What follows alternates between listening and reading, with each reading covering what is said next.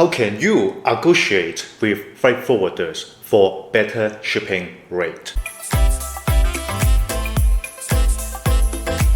This is Feng Chen, and I help people by sharing my business and marketing advice. So, if you are currently sourcing in China and you would like to learn more about the business tips when sourcing in China, please subscribe my YouTube channel and click the bell button. So, if you are currently using a freight forwarder or you are going to use a freight forwarder for your product in China, you may be wondering, how can I get the best deal from them? In this video, I'm gonna let you know 6 steps on how to negotiate with freight forwarder. So let's get started. First, you gotta understand what is freight forwarder. So freight forwarder, they are third-party companies that help businesses arrange shipment. They are actually the middleman between the sellers and carriers. So this is how it works.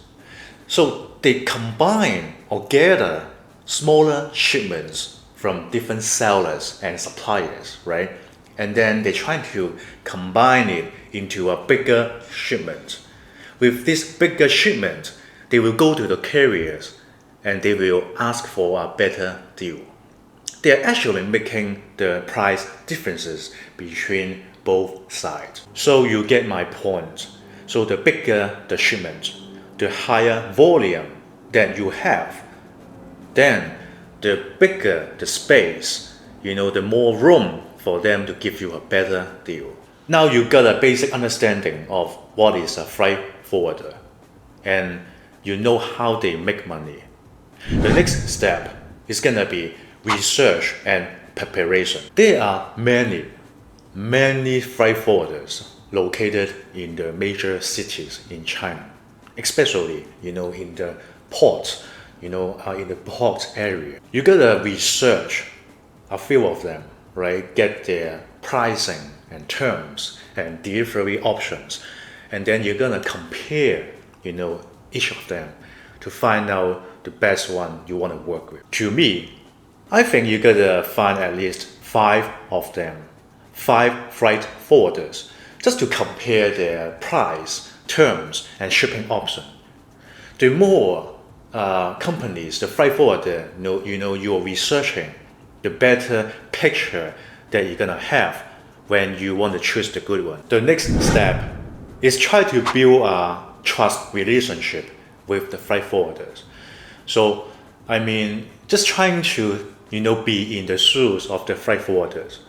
These freight forwarders, they receive inquiries, from sellers like you every day, every single day, right?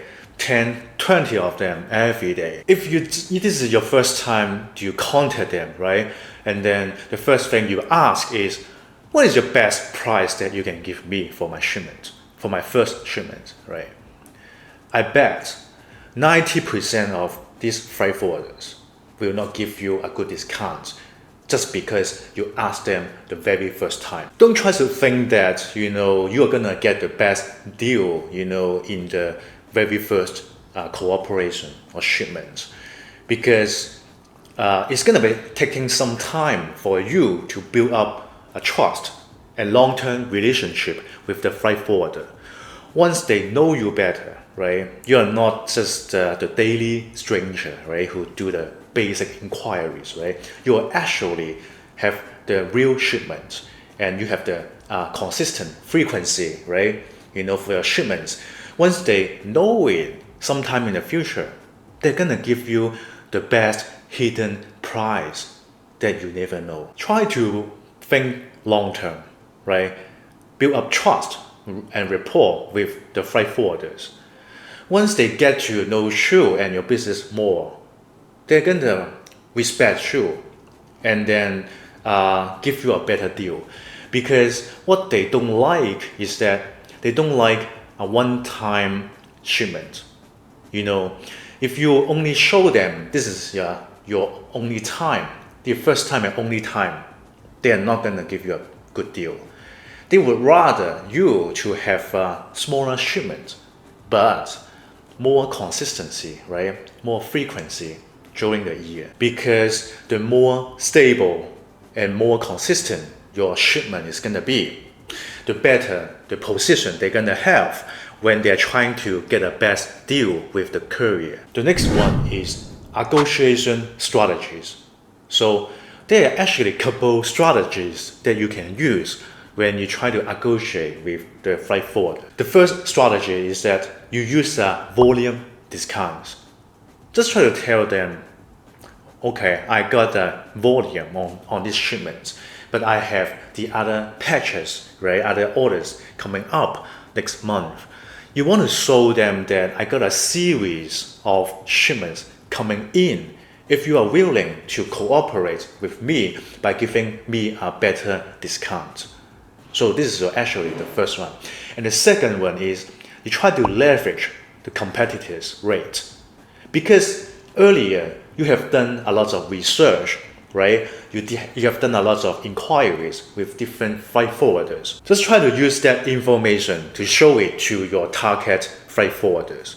Just tell them, well, I actually got a couple different rates from other freight forwarders.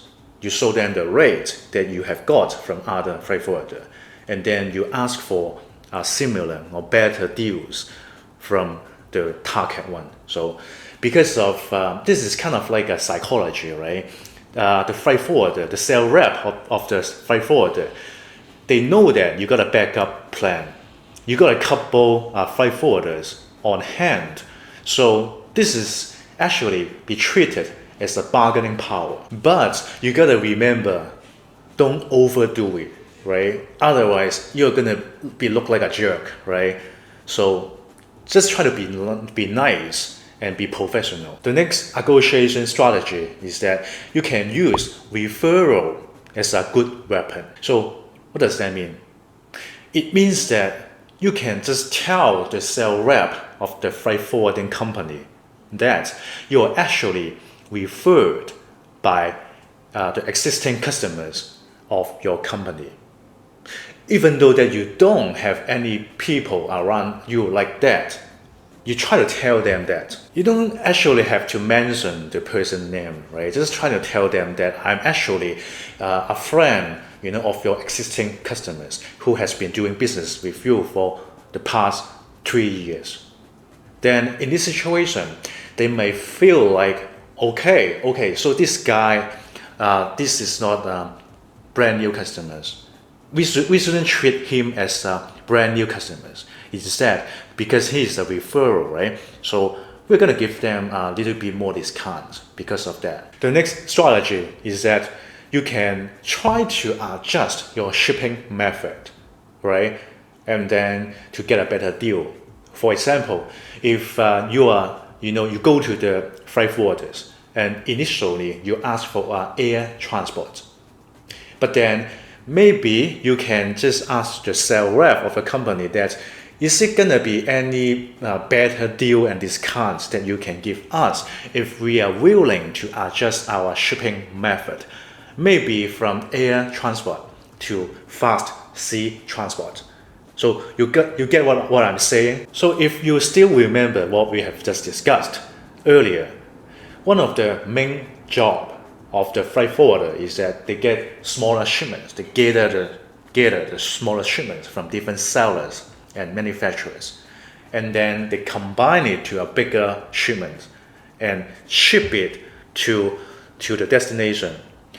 This way, they're able to make the price differences because they're combining the shipments into a bigger one.